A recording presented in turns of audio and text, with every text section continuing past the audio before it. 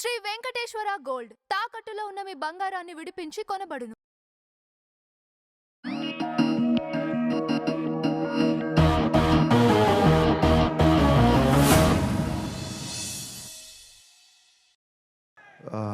నమస్కారం, అందరికీ నమస్కారం. సుమ గారు ఫ్యూ వర్డ్స్ అన్నారు, బట్ ఫ్యూ ఇయర్స్ గురించి మాట్లాడాలి. ఫ్యూ వర్డ్స్ అంటే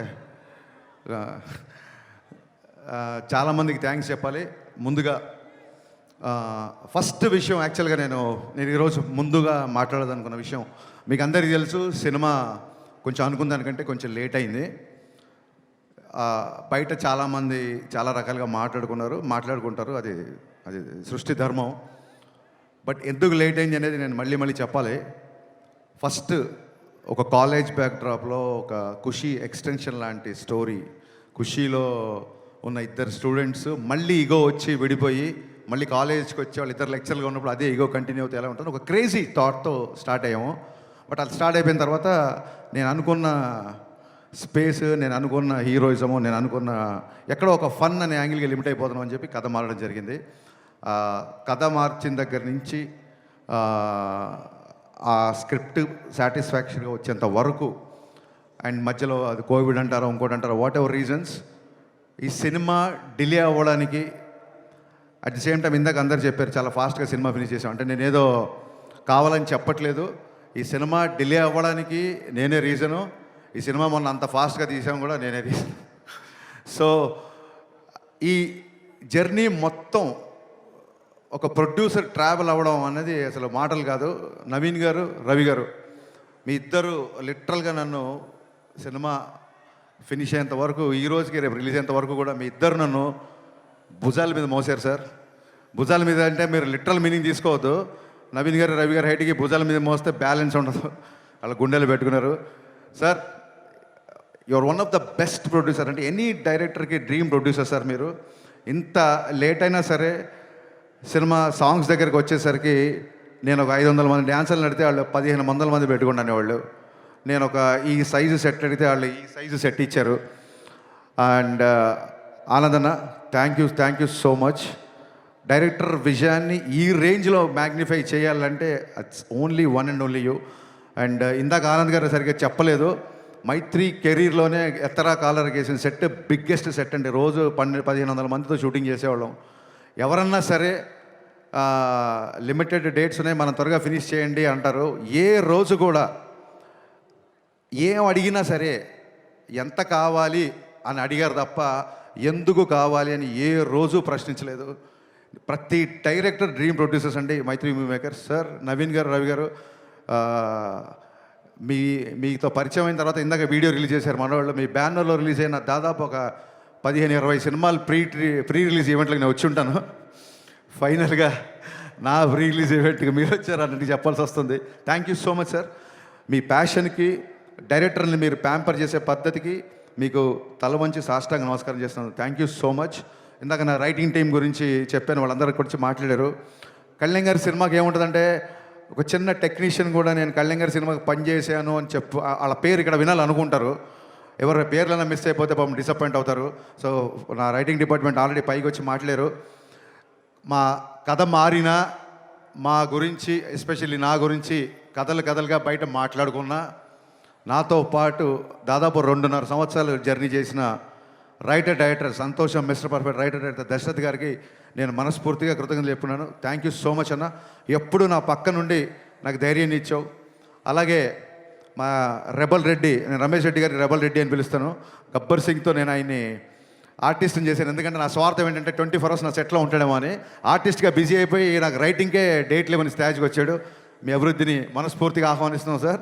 థ్యాంక్ యూ సో మచ్. మీరు ట్రైలర్లో రెడ్డి గారు ఈ బిల్డప్లే కొంచెం తగ్గించుకుంటే మంచిది అని కళ్యాణ్ గారు చెప్తున్నారు. ఆ రెడ్డి గారు ఎవరో కాదండి, మా రెడ్డి గారే, మా రమేష్ రెడ్డి గారు. అలాగే Praveen Varma, very talented writer. తను ఈ సినిమాకి అడిషనల్ డైలాగ్స్, నాకు డైలాగ్ విషయంలో చాలా హెల్ప్ చేశాడు. Thank you Praveen. అలాగే చంద్రమోహన్, నేను ఒక వెబ్ సిరీస్ ప్రొడ్యూస్ చేస్తే తను డైరెక్ట్ చేశాడు. అండ్ సార్, కళ్యాణ్ గారి సినిమా కదా, నేను మీకు రైటింగ్ టీంలో జాయిన్ అవ్వచ్చా అని అన్నాడు. So Chandramohan, thank you, wonderful. నువ్వు ఇచ్చిన స్క్రీన్ ప్లే సహకారం, రచన సహకారం, thank you so much. Thanks a lot.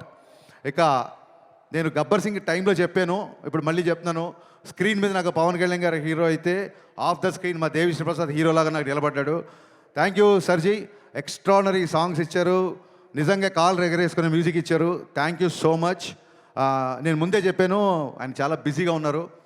Busy మూలంగానే వాళ్ళు ఇక్కడికి రాలేకపోయారు. ఆయన ఎంత బిజీగా ఉన్నారో మీరు అర్థం చేసుకోండి. అండ్ తమ్మన్ బ్యాక్గ్రౌండ్ స్కోర్ చేయడానికి కూడా సేమ్ ఇదే రీజను. మొన్న ఎత్తర కాలరా సాంగ్ రిలీజ్ చేసాము, దేవి గారి పాపం అప్పుడు కుదరలేకపోయింది. ఈరోజు కూడా ఆయనకి ఇక్కడ రావడం కుదరలేదు. సో మీకు దీన్ని బట్టి అర్థమై ఉంటుంది, మేము ఆయన టైం లైన్స్ మ్యాచ్ చేయలేక తమన్ గారు ఏమో ఆయన కళ్యాణ్ గారు రిలీజ్ ఈవెంట్ మిస్ అవ్వాలని ఎవరు అనుకుంటారు. So it's very busy. Devi garu thank you so much once again. Prepone చేయడం అనేది పండగలకి సినిమా తెచ్చేద్దామనో లేకపోతే ప్రొడ్యూసర్స్ గ్రీడో డైరెక్టర్స్ గ్రీడో కాదండి. It's a collective decision. ఒక్కసారి 19వ తారీఖు తెలుగు సినిమా లేదు అని చెప్పి ఇండస్ట్రీలో ఒక న్యూస్ రాగానే ఏకగ్రీవంగా డిస్ట్రిబ్యూటర్లు, బయ్యర్లు, ఎగ్జిబిటర్లు నాకు, రవి గారికి, నవీన్ గారికి ఫోన్లు కొడతానే ఉన్నారు. అది వెస్ట్ నుంచి ఎల్బిఆర్ గారు అవ్వచ్చు, మా కడప నుంచి శోభన్ అవ్వచ్చు, నైజాం నుంచి రాజు గారు, శిరీష్ గారు, హరీష్ ఎక్స్ట్రానరీ డేట్ ఒక 1 వీక్ అడ్జస్ట్ అయితే థియేటర్లు అన్నీ తెలుగు సినిమాతో నిండిపోతాయని ప్రతి ఒక్కళ్ళు సార్ ఈసారి పండగ పవన్ కళ్యాణ్ గారి సినిమాతో స్టార్ట్ చేద్దామని ఇంతమంది అడిగేసరికి ఆ రోజు కూడా మేము ఎగ్జైట్ అవ్వకుండా పోస్ట్ ప్రొడక్షన్ యొక్క డీటెయిల్స్ అన్నీ తీసుకొని ఎక్కడెక్కడ వర్క్లు ఎంతెంత బ్యాలెన్స్ ఉన్నాయి కనుక్కొని ఒక డే ఆగి అందరితో డిస్కస్ చేసి నెక్స్ట్ డే అనౌన్స్ చేసామండి యాక్చువల్గా. So it's a pure Telugu industry తీసుకున్న కలెక్టివ్ డెసిషన్. సో అన్ని ఏరియాల్లో డిస్ట్రిబ్యూటర్లు, బయ్యర్లు మాకు బాగా సపోర్ట్ చేస్తున్నారు. వాళ్ళ సపోర్ట్ అలాగే ఉంటుందని మనస్ఫూర్తిగా అందరికీ థ్యాంక్స్ చెప్తున్నాను. ఈసారి ఉగాది ఉస్తాద్ ఉగాది గుర్తుపెట్టుకోండి. Thank you so much. ఇకపోతే సినిమా విషయంలో టెక్నీషియన్స్ అయిపోయిన తర్వాత అయినాక బోస్ ఆయనతో నేను 4 సినిమాలు చేశాను. Thank you Bose for being my vision and thanks for being more than cameraman brother to me. అలాగే మా ఎడిటర్ కార్తికేయ రాలేదు ఇంకా, ఫైనల్ ఒక పోస్ట్ ప్రొడక్షన్ అంతా కొలికి వచ్చింది. ఓవర్సీస్ కాపీస్ ఇప్పుడు కాసేపట్లో బయలుదేరుతాయి. వాళ్ళందరూ అదే పని మీద ఉన్నారు, కొంతమంది రాలేకపోయారు ఇక్కడికి. And Parthiban sir, thank you so much for accepting this character. Actually your screen presence is more than magic and people are praising you in the trailer and I'm getting a lot of messages. Romba nandri sir, and you made my job very easy because you're also a legend director. So that is the advantage of casting a director, I feel. Thank you so much.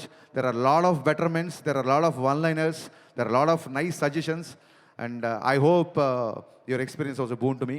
At the same time, KS Ravikumar గారు చాలా మంచి character చేశారు. The legendary director KS Ravikumar తమిళ్లో, ఆయన కూడా చాలా పెద్ద character చేశారు. Ravikumar sir, we are missing you in this evening. Thank you so much sir. Ravikumar గారు సపోర్టు నేను మరవలేను. ఆయనకి ఏదైనా సీన్ చెప్పాలని, డైలాగ్ చెప్పాలని చాలా పెద్ద డైరెక్టర్ గారు, చిన్న ఇనిబిషన్ ఉండేది.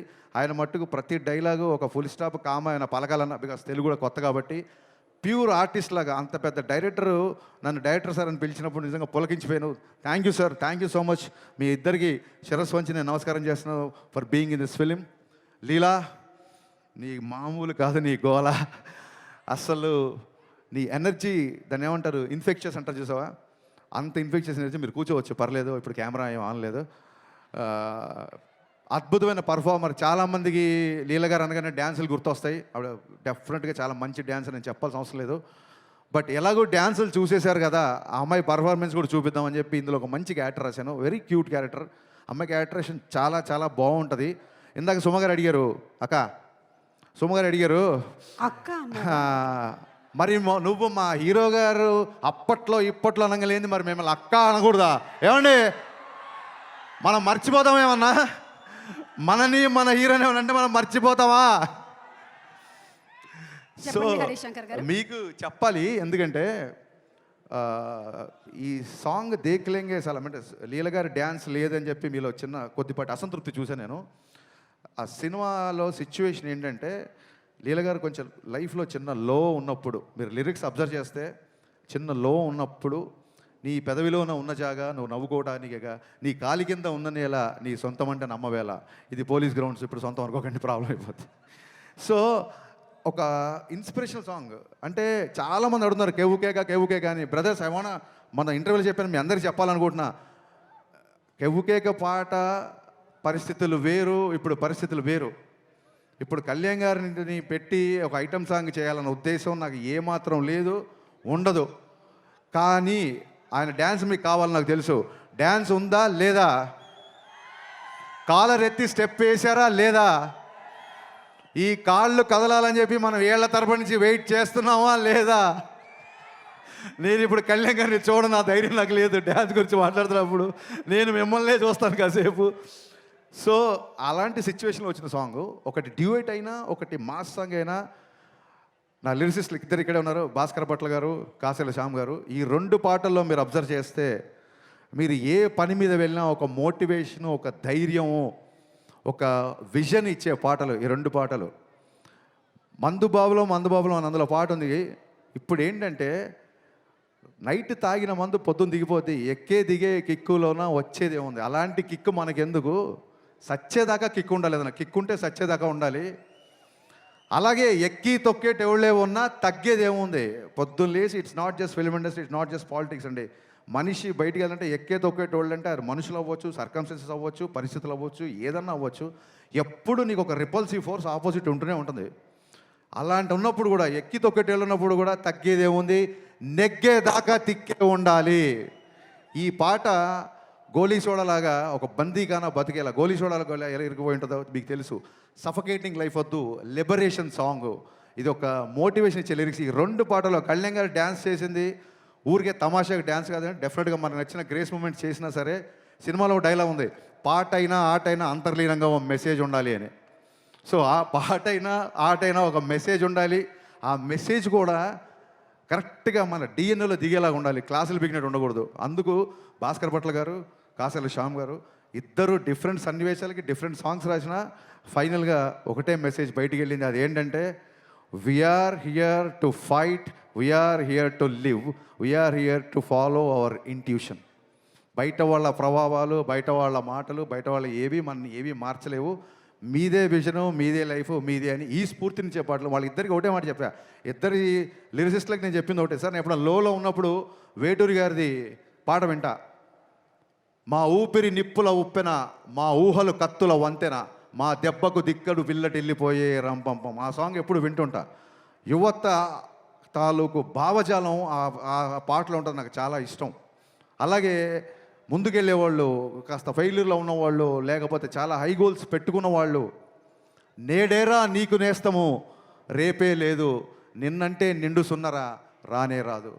ఇవే వేటూరు గారు రాసిన ఈ పదాలే వాళ్ళకి చెప్పాను, దాని నుంచి వచ్చిన ఈ పాటలు. సో హోప్ యూ అండర్స్టాండ్ అండి. శ్రీలీల గారు డ్యాన్స్ చూసుకోవాల్సిన వాళ్ళు ఇమ్మీడియట్గా ఇంటికి వెళ్ళి యూట్యూబ్ ఓపెన్ చేయండి, బోల్డ్ పాటలు ఉన్నాయి. కళ్యాణ్ గారు డ్యాన్స్ చూసుకోవాల్సిన వాళ్ళు మార్చి 19న ఖచ్చితంగా సినిమాకి రండి. కళ్యాణ్ గారి డ్యాన్స్ చూడడానికి దేకులేంగేసి అలా పెట్టాము, దాని వెనకాల నా అంతరార్థం ఇది. ఇకపోతే అందరు ఎస్ ఎస్ ఎస్ ఎస్ చాలామంది ఎప్పటికీ రాలేదు. ఒకసారి డైరెక్షన్ డిపార్ట్మెంట్ దగ్గర ఇక్కడ ఉన్నారా? డైరెక్షన్ డిపార్ట్మెంట్ దగ్గర ఇక్కడ ఉన్నారు అనుకుంటున్నాను నేను. ఇప్పటికీ ఇంకా నేనన్నా ఒక పని అప్పచెప్పి ఒక పావు గంట పడుకుంటున్నా కానీ ఒక 3 రోజుల నుంచి పడుకోకుండా నా డిపార్ట్మెంట్ అంతా పనిచేస్తున్నారు. ముఖ్యంగా అఖిల్, రవి, మీ ఇద్దరు నాకు కుడి భుజం ఎడమ భుజంలో ఉన్నారు. Thank you so much. దగ్గరలో ఉంటే టైం వేస్ట్ చేయకుండా స్టేజ్ మీదకి రండి, లేకపోయినా అక్కడి నుంచి చెయ్యి ఊపేయండి. ఇప్పటికి లేట్ అయింది. So Akhil, Ravi, come please come ఫాస్ట్గా. వీళ్ళిద్దరూ నాకు ఒక కుడి భుజం ఎడమ భుజం అంటే మీరు నమ్మండి. చూడండి, అసలు ఒక 3-4 రోజుల నుంచి నిద్ర లేకుండా పనిచేస్తున్నారు. Thank you so much Akhil. Thank you Ravi, thank you so much. ఇక కుడి భుజం ఎడమ భుజం అయితే గుండెకాయ ఒకటి ఉంది. మా బాబీ ఫాలోయింగ్ ఏంటి అసలు నాకు అర్థం కావట్లేదు. నేను పిలవలేదు ఇంకా.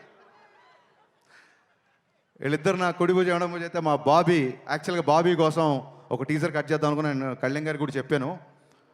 Bobby Mythri movie makers from the co-director of Gabbar Singh and Vakil Saab.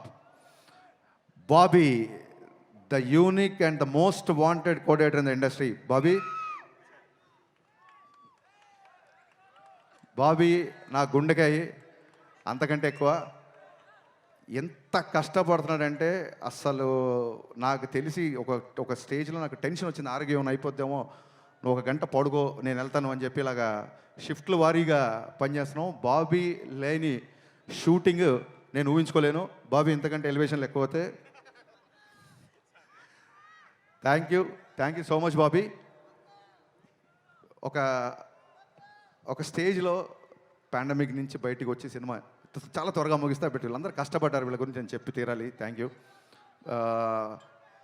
ఒక స్టేజ్లో చాలా లోలో ఉన్నప్పుడు వస్తారు చాలా లోలో ఉన్నప్పుడు దెబ్బలు తిని మానసికంగా క్షతగాత్రం అయినప్పుడు కనీసం ఒక థాట్ ముందుకు తీసుకెళ్ళే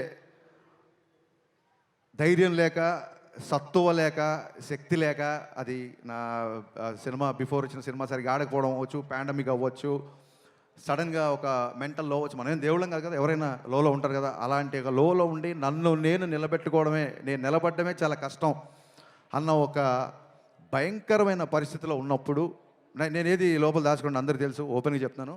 ఒక డీప్ లోలో ఉన్నప్పుడు గజేంద్ర మోక్షంలో ఏనుగు కాలు మొసలి పట్టుకున్నప్పుడు ఏనుగు ప్రార్థిస్తే సిరిగింజప్పడు శంకరపు యుగమున్ జయదేవు సంధింపడే అని లక్ష్మీదేవికి కూడా చెప్పకుండా, చక్రము శంఖు ఏమీ లేకుండా అలా ఒక స్పీడ్గా శ్రీహరి తన భక్తుడిని కాపాడడానికి వచ్చినట్టు, అలాంటి పరిస్థితుల్లో ఆ దేవుళ్ళలాగానే నా దేవుడు పవన్ కళ్యాణ్ గారు అన్నపూర్ణ స్టూడియోకి నన్ను పిలిచి నా దగ్గరకు వచ్చి త్వరగా షూటింగ్ ప్లాన్ చేసుకో అన్నారు.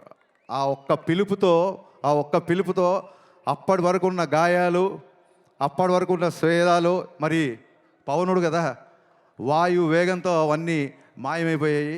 ఒక్కసారి షూటింగ్ స్టార్ట్ అయిన తర్వాత ఎప్పుడు స్టార్ట్ అయింది, ఎప్పుడు ఫినిష్ అయింది అనేది నిజంగా మా ఊహలో లేదు. ఎవ్రీ డే రేపు ఒక డైలాగ్ ఉంటుంది, సార్తో ఈ డైలాగ్ చెప్పించాలి, రేపు పొద్దున సార్తో ఈ వాక్, సార్తో ఈ హెయిర్ స్టైల్, సార్కి ఈ కాస్ట్యూమ్ వేయాలి. ఈ హైలో నైట్ ఎక్సైట్మెంట్లో నిద్ర పట్టేది కాదు. ఆయన పరిగెత్తాడు మాతో పాటు. ఇందాక రవి గారు చెప్పింది అక్షరాల నిజం. కమిట్మెంట్ అంటే గబ్బర్ సింగ్ అప్పుడు కొంచెం ఇంతకంటే యంగ్ కదా, కటౌట్ కంటెంట్ ఉన్నోడికి కటౌట్ చాలు అనుకున్నాను. బట్ కమిట్మెంట్ ఉన్నోడికే కటౌట్ ఉంటుంది అని పవన్ కళ్యాణ్ గారు చూసిన తర్వాత నా డైలాగ్ నేను మార్చుకుంటున్నాను. ఆ కమిట్మెంట్ కటౌట్ ఇక్కడ పెట్టిన కటౌట్లు కాదండి, మనం అందరం ఆ కమిట్మెంట్కి గుండెలో పెట్టుకున్నాం. ఆయన కటౌట్ని గుండెలో పెట్టుకున్నాం. ఇందాక ఈ చొక్కా గురించి అడిగారు కళ్యాణ్ గారు, ఏంటంటే సార్ జస్ట్ ప్రమోషన్ అని చెప్పా, కానీ మీతో పంచుకుంటున్నా. గుండె లోపల పవన్ కళ్యాణే, గుండె పైన పవన్ కళ్యాణే, నా గుండె ధైర్యం కూడా పవన్ కళ్యాణే. Thank you. ఎంత కష్టపడ్డారంటే ఇందాక రవి గారు చెప్పినట్టు సడన్గా సార్ ఇంపార్టెంట్ క్యాబినెట్ మీటింగ్ ఏదో ఉంది, సార్ విజయవాడ వెళ్ళారు అనగానే టీం అందరం ఓకే ఇవాళ షూటింగ్ లేదు అనుకునేవాళ్ళం. కరెక్ట్గా క్యాబినెట్ మీటింగ్ అయిపోయిందని చెప్పి ట్విట్టర్లో న్యూస్లో వచ్చే టైం కల్లా మా క్రియేటివ్ ప్రొడ్యూసర్ హరీష్ భాయ్ గారు టక్కుని కాల్ చేసి, సార్ 9 o'clock షూటింగ్ పెట్టుకోమన్నారు, టైం వేస్ట్ చేయొద్దు అన్నారు. అనగానే గబ్బ నైట్ 9 o'clock షూటింగ్ పెట్టుకునేవాళ్ళం. లిరికల్ వీడియోలో చూసారు లేదో, సార్ 1 more అన్నారు. నేను మాస్టర్ ఓకే అన్న తర్వాత కూడా ఆయన 1 more లేదు, ఇంకా బెటర్గా చేస్తాను ఆగని చెప్పి మళ్ళీ ఆ డ్యాన్స్ మూమెంట్ చేసిన రోజులు ఉన్నాయి. సార్ గబ్బర్ సింగ్ అప్పుడు దాన్ని ఏమంటారు, కుర్రతనం అంటారో వెరితనం అంటారో నాకు తెలియదు, కానీ ఆ రోజులు నాకు సొమ్మగారు చెప్పి పద్దాగా 13 సంవత్సరాలు నాకు నిన్నగాక మన పొల్లాచికి వెళ్ళినట్టు ఉంది. జస్ట్ ఒక 1 week బ్యాక్ మిమ్మల్ని మీతో గుర్రం ఎక్కించి మన కచ్లో షూటింగ్ చేసినట్టు ఉంది. ఎవ్రీ మెమరీ నాకు ఉంది. మన జీవితంలో అన్ని రోజులు మనకు గుర్తుండవు. 10th class పాస్ అయిన రోజు, అమ్మ నాన్న మనం మెచ్చుకున్న రోజు, గబ్బర్ సింగ్ రిలీజ్ అయిన రోజు, ఇలాంటివే బాగా గుర్తుంటాయి. అలాంటి వండర్ఫుల్ ఎక్స్పీరియన్స్ ఈ షూటింగ్లో ఆయనతో ఉన్న నాకు జర్నీ. ఎలా జరిగింది షూటింగ్ అనేది అసలు నేను మాటల్లో చెప్పలేను. కళ్యాణ్ గారు, ఆ రుణం అయితే తీర్చేసుకోవచ్చు. దాన్ని ఏమంటారు, బంధం అనుకోండి. ఆ బంధం తీరిపోవాలి తప్ప ఒకళ్ళు తీర్చుకోలేరు. ఆ బంధం మీద నాకు ఉన్నందుకు నేను ఆ దేవుడికి మనస్ఫూర్తి కృతజ్ఞతలు చెప్పుకుంటున్నాను. ఇంకొక చిన్న విషయం క్లారిఫై, శ్రీహరి లాగా వచ్చాడు అని పవన్ కళ్యాణ్ గారిని దేవుడిలాగా ప్రవేశించినప్పుడు కొంతమంది కామెంట్ చేస్తున్నారు. ఒక చిన్న విషయం క్లారిఫై చేయాలనుకుంటున్నా. మనం దేవుడు అనేది మనం ఊరికే ఎవరినో పొగడాలని చెప్పేది కాదు. సమయానికి నువ్వు దేవుళ్ళ వచ్చావరా అని ఫ్రెండ్ అని అంటాం. సమయానికి ఆ రోజు మా మామయ్య దేవుళ్ళ వచ్చాడు అంటాం. పరిచయం లేని వ్యక్తి కూడా టక్కనే హెల్ప్ చేస్తే దేవుళ్ళ వచ్చాడు అంటాం. సచిన్ తెండూల్కర్ని గాడ్ ఆఫ్ క్రికెట్ అంటాం. Saraswati God of wisdom, Lakshmidevi God of wealth అంటాం.